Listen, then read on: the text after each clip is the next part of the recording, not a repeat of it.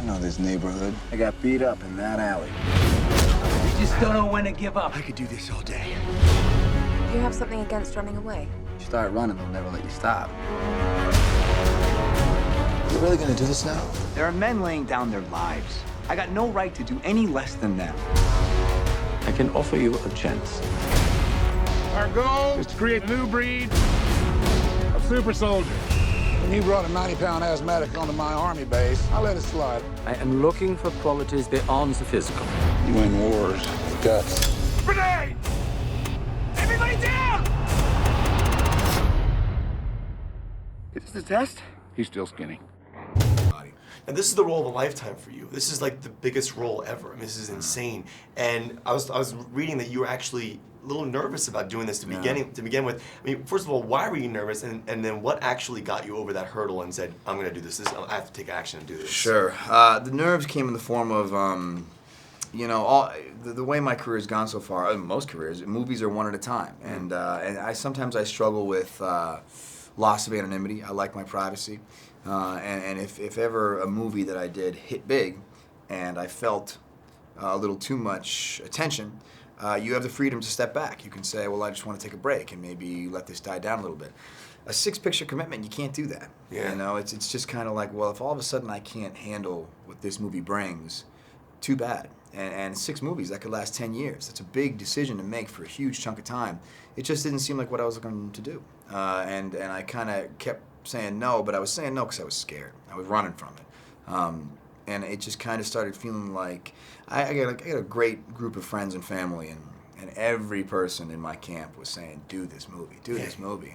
And they were saying, Chris, if you're scared of something, that's exactly what you should do. You know, the decisions you don't do are the things you regret more than the things you know, this is, if this is what scares you the most, then dive in, for better or worse. And this will be your obstacle, this will carve out your character. Whatever happens, stay who you are. Not just a soldier, but a good man. Is it too late to go to the bathroom?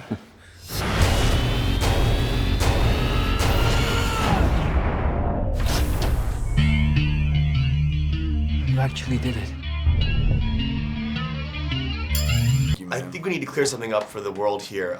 For any of the scenes that you shot with your shirt off or your muscles showing, they had me step in. That's right. That was the first thing they set up. Right. I was like, okay, who's this guy? Yeah. Okay, I guess if he's the right guy for the job. Did I do okay? I mean, were the muscles You nailed okay? it, man. You nailed it. All right, let's make sure I'm good on that. I have to say, you know, some of my favorite shots in the movie were, you know, these earlier scenes. I mean, if you don't mind, not too technical, but how the heck did you shoot those scenes where you look that skinny?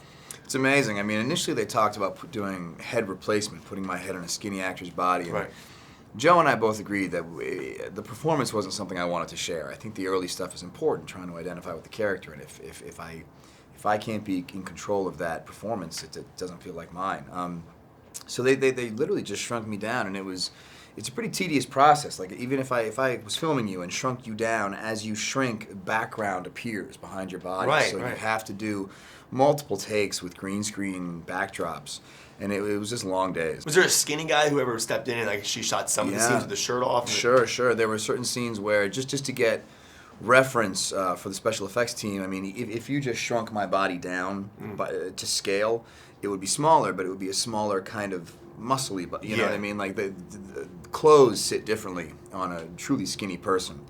So we would do the takes, you know, however many times, 5, 6 times, and then we had the skinny actor named Leander, great guy, come in and do one take just for reference. And anytime there was no movement, if I was sitting static, if I was lying on a board, they would do head replacement. It was a lot, I think it was a bit cheaper, I think it was a bit easier. And if there was no body acting required, I had no problem with them putting my head on his body.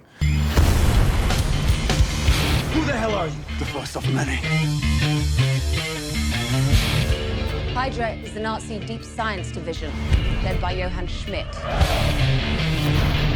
He thinks he's a god, and he's willing to blow up half the world to prove it.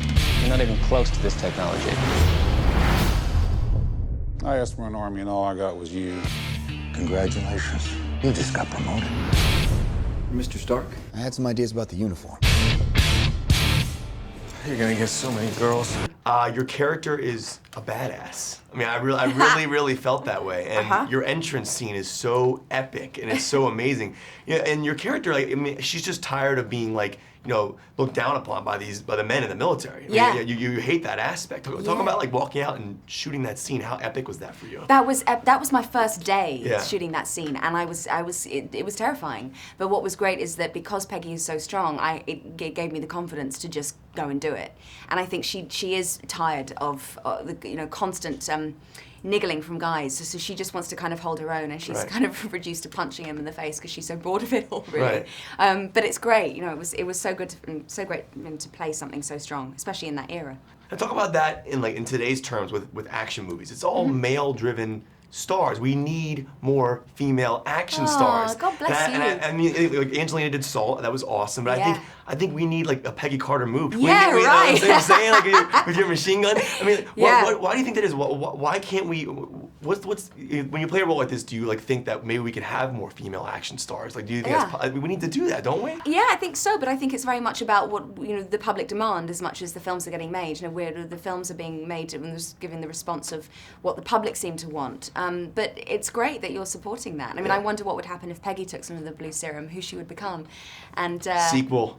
There we go. Peggy Carter, the Second Avenger. Yeah, the second Avenger. That's what we need to do. We need to shoot that. The Revenger. Yeah. Captain Peggy. I'll direct it. I'll come in and direct it. I'll do it. It'll be my directorial debut. It'll be amazing. Yeah. Captain, we are much alike. I don't know if I can do this. You won't be alone.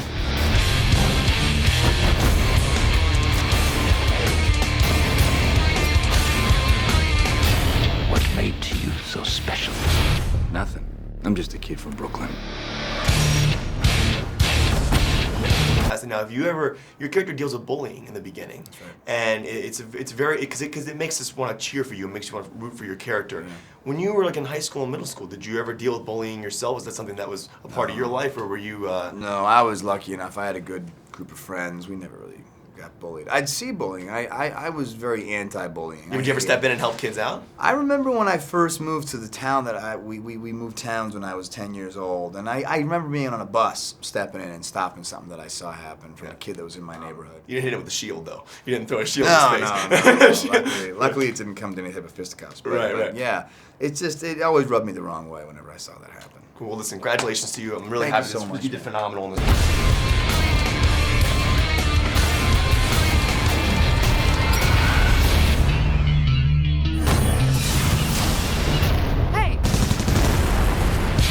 You're late. Nobody's perfect.